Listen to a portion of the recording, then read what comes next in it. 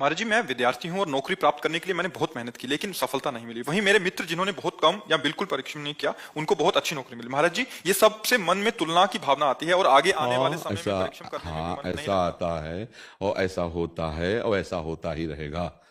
इसमें क्या होता है बच्चा कि ईमानदारी से देखो, तुम पुरुषार्थ मतलब मेहनत तो खूब कर रहे हो। ऐसा कोई नहीं चाहता कि मैं फेल हूं। ऐसा कोई नहीं चाहता कि मेरा कहीं स्तर गिरे। सब बड़े बनना चाहते हैं, सब सुखी होना चाहते हैं। पर प्रायः सफलता किसी किसी को मिलती है। जो तुमसे कम मेहनत किए होगा वो भी सफल दिखाई दे सकता है। जो तुमसे कम बुद्धि रखता है वो भी ऊंचे पद पर बैठा दिखाई दे सकता है। इसका तात्पर्य होता है पूर्व प्रारब्ध।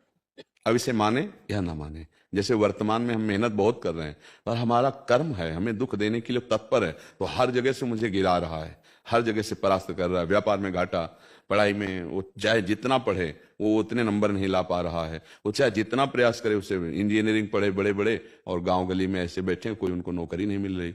कितने ऐसे बहुत बुद्धिमान हैं लेकिन खाने पीने तक की व्यवस्था सही नहीं है। कितने ऐसे हैं कि उनको ज्ञान नहीं, बिल्कुल बुद्धिमंद भी है लेकिन वो कार में चल रहे हैं, भारी व्यवस्थाएं हैं। पूर्व पुण्य और पूर्व पाप।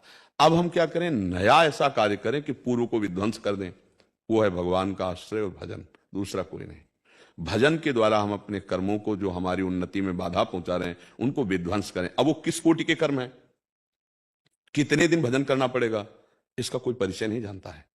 इसीलिए हम धर्म पूर्वक वर्तमान में चले, कोई पाप ना करें और नाम जप करें और विश्वास ये रखें कि एक न एक दिन हमें सफलता मिलेगी, जिस दिन हमारे असफलता प्रदान करने वाले पाप कर्म वो नष्ट हो जाएंगे, पक्का मिल जाएगी। मान लो आप पढ़ रहे हो तो आप पढ़ाई में एक साथ नाम को भी ले लीजिए। जो व्यर्थ में समय नष्ट कर रहे हैं वो नाम में आ जाइए। तो ये नाम क्या करेगा, आपकी उन्नति करेगा, आपकी बाधाओं को नष्ट कर देगा। एक हमने घटना किसान की देखी कि एक किसान का खेत है और वो दूसरे के खेतों से पानी आता है। सामने जिसका खेत है, अगर वो खेत वो शत्रु पक्ष खरीद लेता है तो उसकी खेती सूख जाएगी। और वो बहुत धर्म से चलने वाले, भजन करने वाले। अब वो लोग गए और उस जो खेत बेच रहा था शत्रु पक्ष, उसका जाकर के बोला, जितने तुम लाख हजार बोलोगे हम देंगे, लेकिन खेती हमें दोगे। और वो पक्ष जो इतनी क्षमता नहीं रखता था, अगर उसको वो खेती ना मिले तो उसका खेत सूख जाएगा। और वो धर्मात्मा पुरुष है, उसके पास उतना धन नहीं है। और उसने भगवान से प्रार्थना की कि भगवान आप जानते हो कि अर्थ है नहीं, और अगर वो खेत नहीं मिला तो हमारी खेती सारी सूख जाएगी, वो पानी नहीं आने देगा। जानते हो वहां से उत्तर आया था, जब आदमी भेजा गया था तो ये उत्तर आया था कि इनके घरों में संत जन भोजन करते हैं, ये धर्म से चलते हैं, अगर ये हमको पैसे ना भी देंगे तो खेती इन्हीं को लिखाएंगे हम। वो व्यक्ति जाकर के उनको काफी पैसे बढ़ाकर दे रहे, उन्होंने उनको नहीं दिया। यहां तक कि वो कचहरी तक उनके साथ गए, उनको नहीं दिया।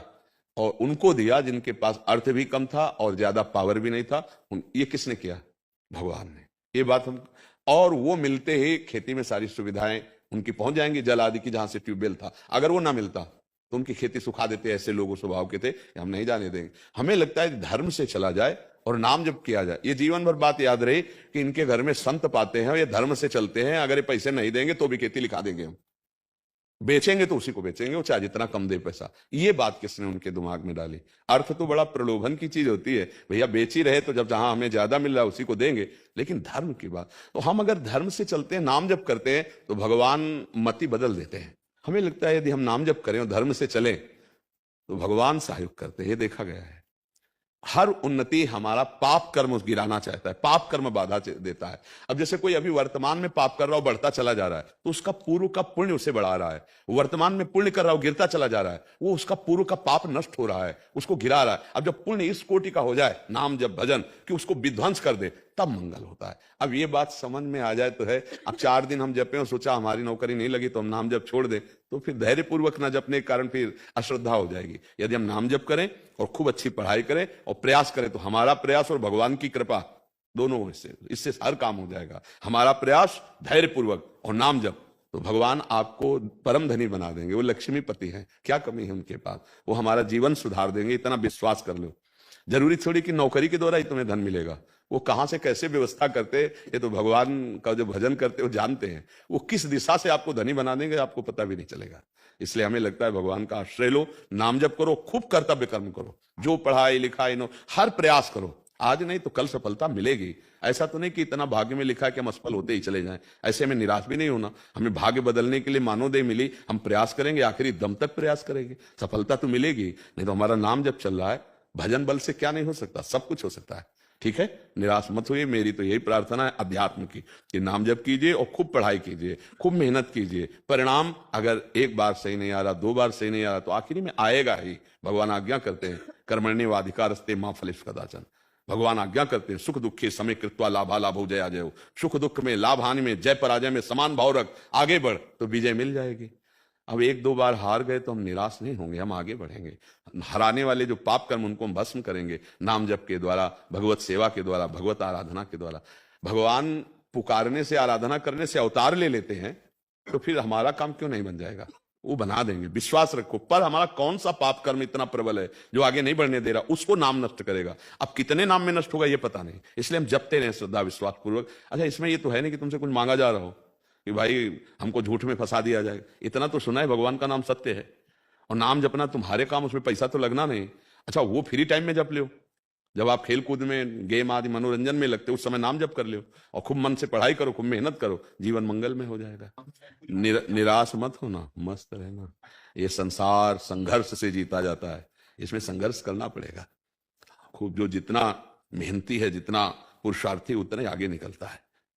उदास नहीं होना, निराश नहीं होना। हमें रौंदना है, हमें अपने को रौंदाना नहीं। काम क्रोध लोभ मोह मद मत्सर सब गुलाम बनाए हुए हैं। हे नाम जप कर सिंहवत दहाड़, कोई परास्त न कर पाए, ऐसा मानवदेह है। पर अब समझ नहीं पा रहे, तो इसलिए अब कह रहे नाम जप करो, बहुत संभल करके चलो, नहीं संसार में जीवन व्यतीत करना बड़ा कठिन। कोई नशा मत करो भाई, गंदे आचरण मत करो, नाम जप करो। देखो यहाँ आए हो, श्री जी की कृपा हुई, तो इतनी बात मान लो। कोई नशा मत करो, कोई गंदा आचरण मत करो, नाम जप करो, तो पीछे जो हमसे गलतियां हुई भगवान उसको क्षमा कर देंगे।